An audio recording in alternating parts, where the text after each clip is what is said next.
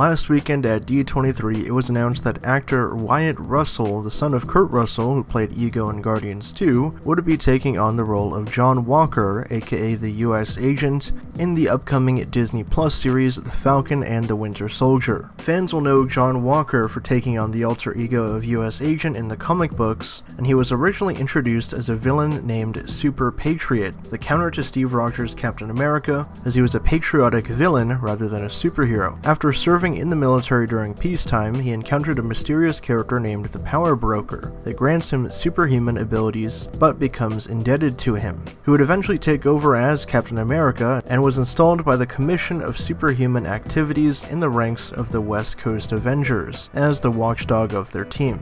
The team included the likes of established MCU heroes such as Hawkeye, War Machine, Hank Pym Ant-Man, Scarlet Witch, the Wasp, Vision, and the newly announced Moon Knight. But there's tons of different ways how US Agent could factor into Falcon and the Winter Soldier, so in this video we're going to explore how we think he'll factor into this Disney Plus series. The Commission of Superhuman Activities debates who should take over the Captain America mantle, as Nick Fury and Sam Wilson, aka the Falcon, are considered as candidates, but ultimately they choose John Walker and partner him with army buddy Lamar Hoskins, aka Battlestar, the new Bucky, at least in the comic book canon. However, there's a good chance the government might not want Sam Wilson as the next Captain America for various reasons, and this could cause some friction, given that Steve Rogers is the one who appointed Sam with the role and his shield. One reason could be that Sam doesn't have superhuman abilities outside of his technology that happens to be stolen military property. Another possibility they might reject him is that before the snap occurred, Sam Wilson was still a wanted international fugitive from the law, which we saw in Civil War and Infinity War.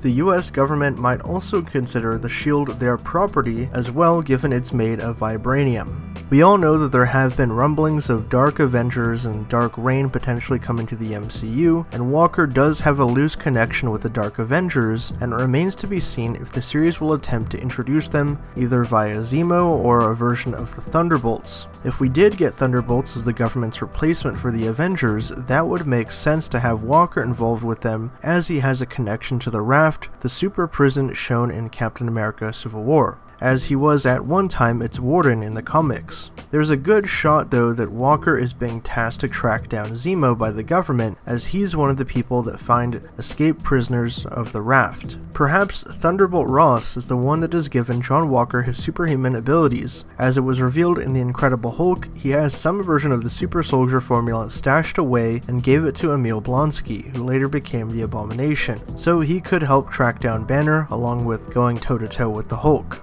We don't really see Thunderbolt Ross giving out serum only once to Blonsky over the last 10 to 15 years. The Dark Avengers or Thunderbolts could actually be the government's well-intentioned science project as an Avengers backup for any other potential threats from Earth or beyond. Their first step though would be finding their new Captain America. Then again, the US Agent might not actually be a direct rival of Sam's, but rather just the person the government wants in the role, his unfortunate replacement. But what do you guys think about this? How do you think the US Agent John Walker will factor into the series? And what are your thoughts on the casting of Wyatt Russell? Be sure to drop your thoughts down below, and for all things Marvel and pop culture, subscribe to HN Entertainment.